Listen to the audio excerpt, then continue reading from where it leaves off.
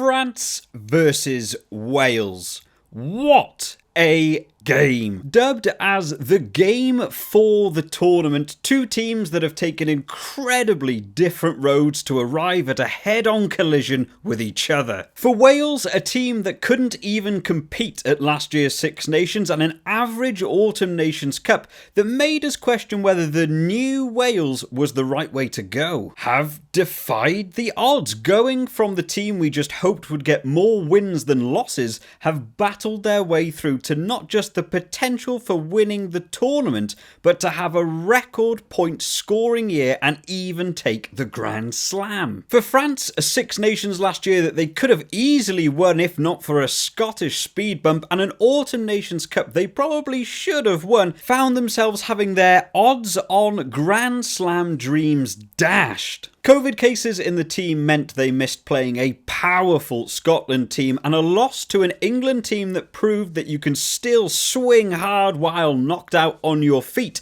France found themselves in a last-ditch attempt to claim the title. This game was set to be something truly special. Wales with everything on the line that needed to give every scrap of energy and fire inside that they had left, and France with nothing to lose and everything to gain. They needed to bring that extra Frenchness level of beautiful, aggressive rugby, have no mercy, death or glory. And yet, during the anthem, something weird happened. No one seemed pumped or angry or ready to destroy each other. Instead, the mood felt composed, somewhat somber.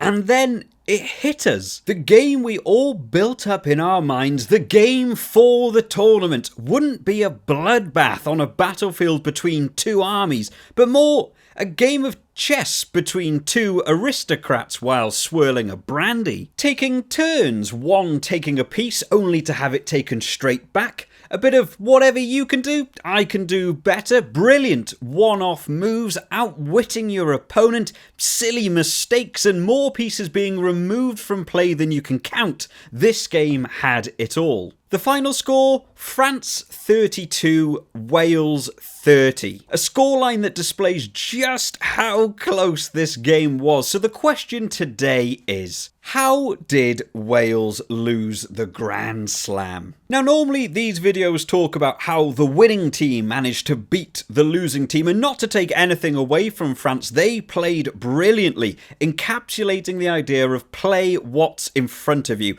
coping with unexpected injuries, red and yellow cards, and still managing to prevail. But after reviewing the game and writing more notes than ever before about a game of rugby, it became clear that for all intensive purposes, Wales won and then lost themselves the game. So what were the key factors that led France grasping this game from the jaws of defeat? Game plan implementation, opportunity with possession, and finally, whatever happened in the last 20 minutes, because I still don't really know. The game plan a team brings to the table is like the foundation of a house. It can be a great basis for you to build from, or it can be the thing that completely collapses underneath you. Building a game plan is relatively simple. It's all based around yours and your opponent's strengths and weaknesses, and using one to exploit the other. But what makes these two teams so interesting is that they have so many strengths and weaknesses that perfectly correlate to the other team. Not in a way that means they are the same two teams playing each other, but more that they perfectly counter the other team, and the game plans represented it. In the Wales versus England breakdown, I covered the way Wales have implemented a new defensive setup. And while it works really well on a man-on-man basis, the panic comes in when a player breaks a tackle, play becomes loose, or an attacker hits a gap. Flip it over to France, who this tournament have really struggled to play against organised defences, and instead thrive on open play, spreading it wide to find gaps, and avoiding tackles to get the ball behind the defensive line. France have been awesome on the counter-attack, receiving the ball in the backfield with time and space. They have talented players who create magic on the counter. However, They struggle without time and space and can often fail defensively in aerial battles while under pressure. While Wales have a lot of talented aerial players, brilliant at applying pressure and winning their own balls back from an up and under. However, they have a tendency to clear the ball using box kicks that remain infield, but often go too far for a player to chase and allowing the opportunity for counterattacks. The Welsh breakdown is great at irritating opponents and can force unnecessary penalties as players get annoyed and have bad discipline. However, often leave a man isolated in attack, making receiving unnecessary breakdown penalties more likely, whereas France have been known for poor discipline when getting aggravated, often forcing a ref to show a card, but they do have numerous jackling threats if a player is isolated to earn penalties. And the list goes on. It's astonishing how even these two teams are. And yet, it comes from how many exploits the teams were able to implement over each other. So much so that the game for the first 60 minutes really felt like it was just the teams taking turns in control and scoring points. So both teams had their own game plans, along with a way to minimise the impact of the others. Wales played with the most ball in hand yet in the tournament to avoid the counter-attack and worked well on spreading wide to ensure they didn't allow players to find gaps in the wide area. Whereas France didn't compete too much at the breakdown, letting Wales go through the phases and waiting for the mistake to come, avoiding giving unnecessary penalties and maintaining composure and discipline and taking the opportunities if they arose. Which moves us on to the second point, opportunity with possession. For anyone who has ever played, watched or even heard of rugby, you will have no doubt along the way heard phrases like possession equals points, or you can't score if you don't have the ball. And while these are true, when we talk about possession, the more important factor can be making the most of the opportunity with possession you have. Changes at the breakdown have meant earning penalties is almost easier without the ball, and a lot of teams are actually working on having a strong defence and kicking the ball away, relying on winning penalties at the breakdown. Wales in this tournament have been the champions in displaying how to win a game without possession, and in a few games have had the least possession, territory and number of visits to the 22 and still come away with the win. Possession is actually more of a factor rather than a necessity. The key is being able to turn what little possession you have into points, as well as ensuring that when you give possession away, you give the opponents the least efficient way to use it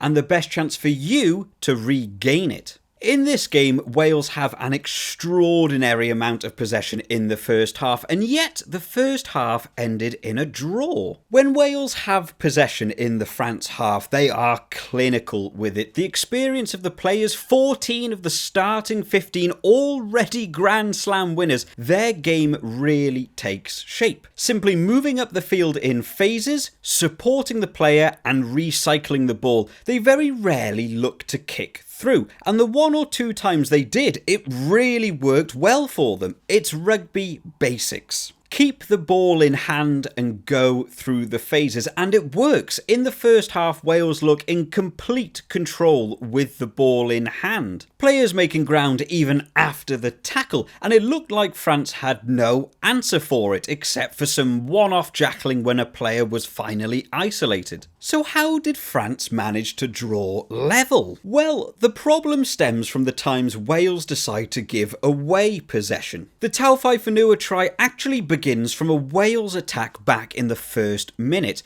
Wales know Dulan suffers in competition on the defensive aerial battles. Dan Biggar kicks up and Wales make a good 20-metre gain for nothing after collecting. As we know in the game, when Wales keep the ball in hand, they make ground, but for some reason Gareth Davies kicks over the top straight to Jalibert, who proceeds to kick Wales back into their own 22, and in one move Wales just lost 50 metres. France follow up well, putting pressure on Dan Biggar, who gives the ball to Josh Adams, and with no room to work he's forced to clear, but being left-footed it remains in field. Dewland collects on the 10-metre line, and in the space of 20 seconds, Wales have gone from being on the offensive with the ball in hand where they are in control to the exact same spot on the field, except now France have possession 20 metres from the nearest defender on the counter-attack. Dewland collects and France begin their attack on the Wales 10-metre line, the reverse of where the game should be. The Wales defence holds out well for 2 minutes as it has done all tournament. France make very little ground and can't get through the solid defence. But take their time and eventually penalties arrive. Penalties lead to more penalties, defences hold, but eventually France are able to crash over for the try. They took their time and took the opportunities when it arose, but wouldn't have even had the opportunity had Wales not kicked it away 4 minutes earlier. It happens again for Dupont's try. Gareth Davies clears using the box kick, keeping it in field. Dewland begins the counter-assault, but luckily Wales' defence is alert enough to cover the ball going wide and deal with it. But have to lose a lot of metres to do it. Eventually, Wales get the ball back in almost the identical situation they started, and rather than adjusting to the France counter-attack, Wales do the exact same thing. Box kick infield, except this time with the wrong foot. Dewland collects to launch the counter. The Wales defence hasn't reset, so rushes forwards, and Dewland chips over the top, and of course Dupont gets his try. And while I don't want to take anything away from France in this game, they perform really well, showing genuine ingenuity to take the opportunities when they arise. Wales for some reason seem to present the opportunities to France, keeping the game tight for over 60 minutes, bringing us on to the final point on what on earth happened in the final 20.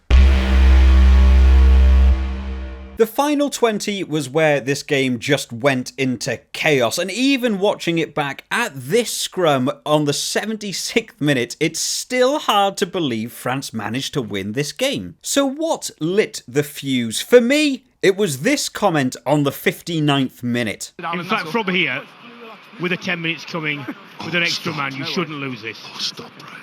The evil magic of the commentator's curse lingered, and France were able to see out the game. The reason I've called this segment The Final 20 is because there is so much to cover. This video could be 5 hours long. The Final 20 comprised of game management, poor discipline, pointless mistakes, 3 cards, 2 tries, 3 disallowed tries, about 7 subs. There's just too much to cover. So instead, let's look at the crux of this game. From 60 minutes onwards, France realised the title was slipping away from them, and we really got to see that extra step up. 10 points behind, a man in the bin, France managed to find the extra gear. From 60 to 80 minutes, France were just relentless in a barrage of attacks, and in all honesty, from a rugby standpoint, the game management from Wales was actually really good, managing to weather 16 minutes of French thunderstorm before conceding points. Employing brilliant tactics, holding up tries, having scrums reset to kill time, and putting their bodies on the line to keep the scoreboard apart,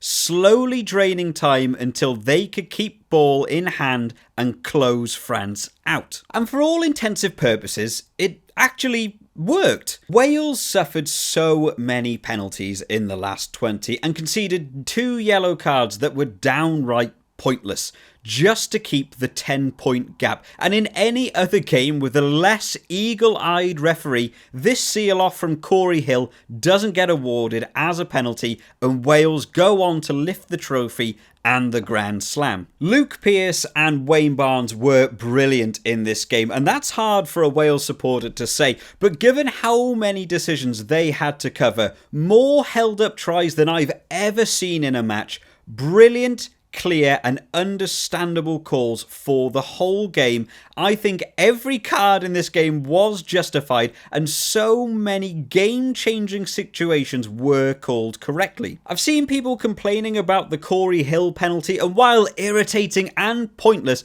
it is the correct call. It is the law. And while it happens 10 times in a game with no penalty, the only time you need to be perfect is in those final 2 minutes, and Wales just weren't. The problem is, there is no game plan to be at the 79th minute with 2 yellow cards in a game you should win, and suddenly you have to defend a game in your mind you've already won to one you can actually lose. Every decision, every penalty, every time-wasting technique, whether you get a yellow card or not, was built up to the game being over. And as soon as that game wasn't over and switched over to the other side, suddenly all the things you did to help your team switch over to become a massive hindrance. And that's where the game was decided. Wales' pride of the tournament has been how their defence can hold up from continuous attacks. But as I said in the last video, Wales need the man-on-man defence in order to function. And as soon as you see Zammit stood covering where Liam Williams should be, everyone in a red jersey felt their hearts slump. Dulan doesn't have anyone to stop him, and we see him go over to stop the Grand Slam, leaving all of us at home asking, what if? What if Faletau didn't knock Dupont and get a yellow card? What if Liam Williams didn't slap the ball out of Dupont's hand? What if Corey Hill hadn't sealed off the ball? What if the driving maul was a penalty try? What if Zammit had got the ball an inch to the left? But that's what rugby can come down to, a single decision and the what if. Some people haven't taken the result well and have shamefully gone on to be negative and spout abuse at the players, and those people don't deserve to call themselves rugby fans. Rugby is a game of respect, and it's terrible that people can incite hate on such a good game of rugby.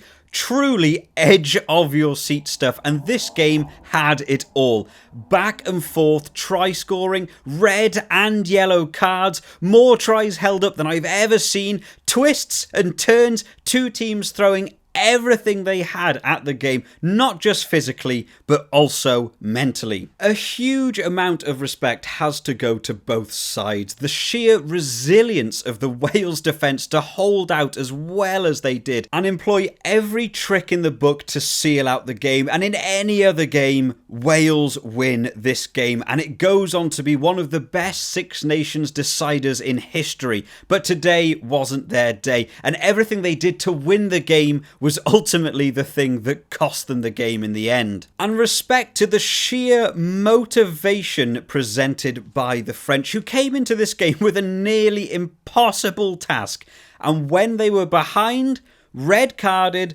and even when all hope seemed lost, they were still able to compose themselves enough to do the impossible and steal the win. Wales will now have to sit back and watch the games on the TV with the rest of us at home all wearing that extra little bit of tartan next week. France will go on to face Scotland in a round 6 decider, and that game will now be branded the game for the tournament. So we need a new name for this one, and while this game will no longer be the game for the tournament, for me, it will go down as the game of the tournament. No Grand Slam for Wales, but the tournament very much in contention still for both sides, as we wait to see who will lift this year's Six Nations trophy. What is going on, guys? It's the Mad Dragon. I just wanted to say a massive thank you to everyone who's been so supportive on the channel recently and subscribed to the channel. I hope you really enjoyed this sort of review slash sort of little breakdown of the France versus Wales game. I've got a couple more on the channel as well. I did one for the Wales versus England game and one for the Ireland versus Scotland game. So if you enjoyed this style of video, make sure to go check them out on the channel. And if you did enjoy, make sure to drop a like, as these videos do take an awfully long time to put put together. It's just a lot of work to do, and make sure you subscribe to the channel just to keep up to date with all the latest videos as they come out. I hope you all enjoy, guys. I'll see you all next time. Bye bye.